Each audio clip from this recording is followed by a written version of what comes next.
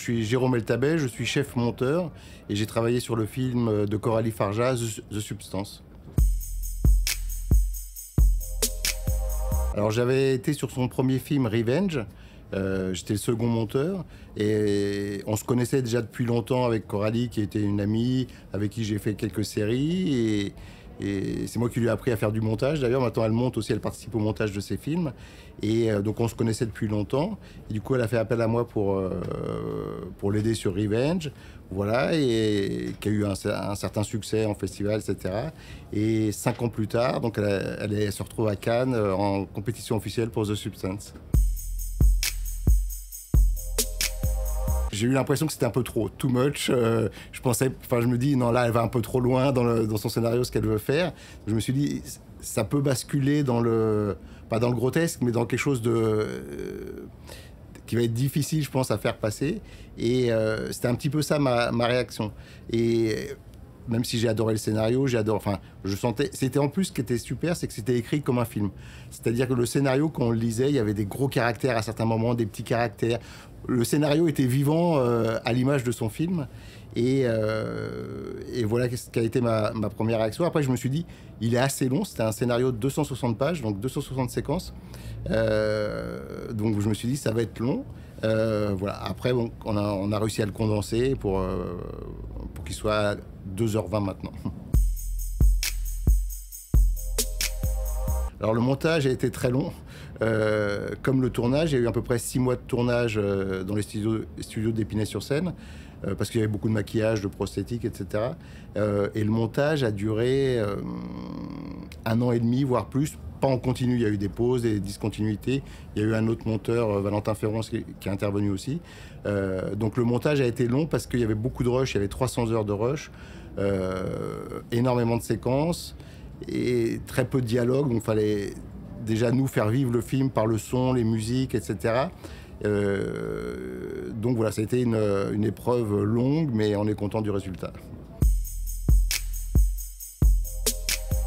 Comme elle monte elle aussi, généralement ce qu'on fait, c'est qu'elle prend des séquences que j'ai faites, elle les retravaille, ou elle me passe des séquences qu'elle a faites, que je retravaille.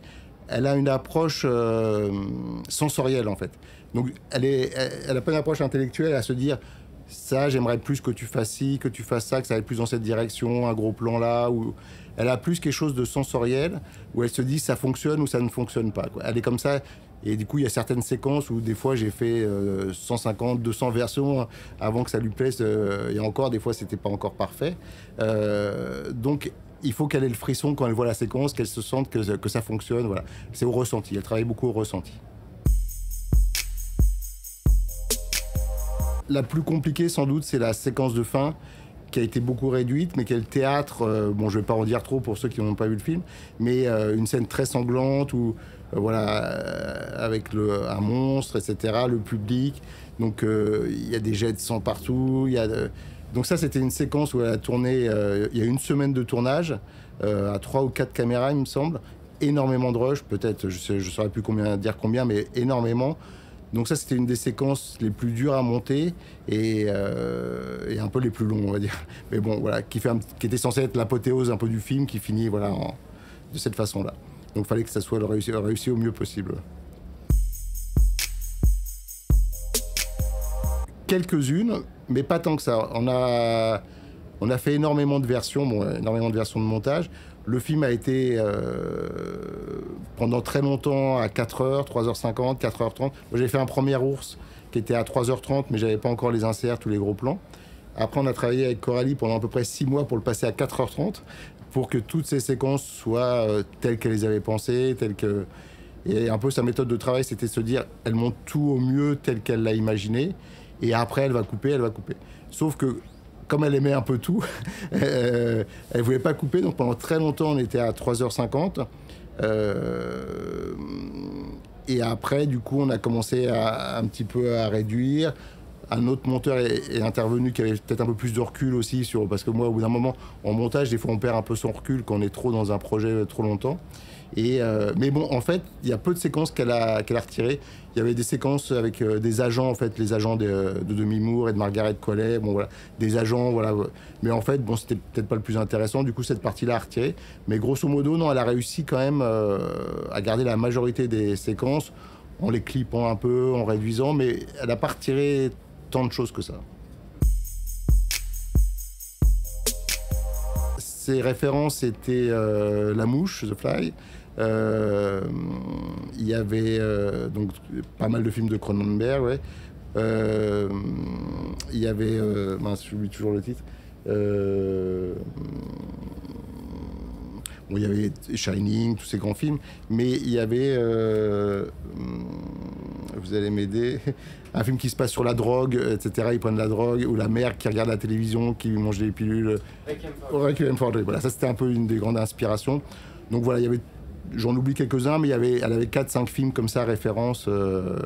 Et elle voulait surtout, comme La Mouche, des choses comme ça, donc que tous les effets spéciaux soient faits en direct, en maquillage, en choses comme ça. Donc il n'y a pas de tournage sur fond vert, il n'y a pas de... Même l'appartement de... Donc tout a été tourné dans les studios d'Épinay-sur-Seine. Et l'appartement de Demi Moore, qui est censé être à Los Angeles, pareil, c'est une découverte donc de 20 mètres sur 30, avec une photo de Los Angeles qui est projetée. Donc voilà, il n'y a pas de fond vert, il n'y a pas de... Elle aime bien le côté authentique, un peu des choses un petit peu à l'ancienne, quoi. Alors ça a été assez éprouvant, parce que c'était long, difficile, on a travaillé très durement. Il y avait beaucoup de possibilités, beaucoup de matière, beaucoup de travail sur le son, qui a été après refait, amélioré par les monteurs son et sound designers et les mixeurs. Mais voilà, il y avait beaucoup de possibilités, donc c'était vraiment une épreuve assez longue, assez difficile. Mais bon, on est très content du résultat, quoi.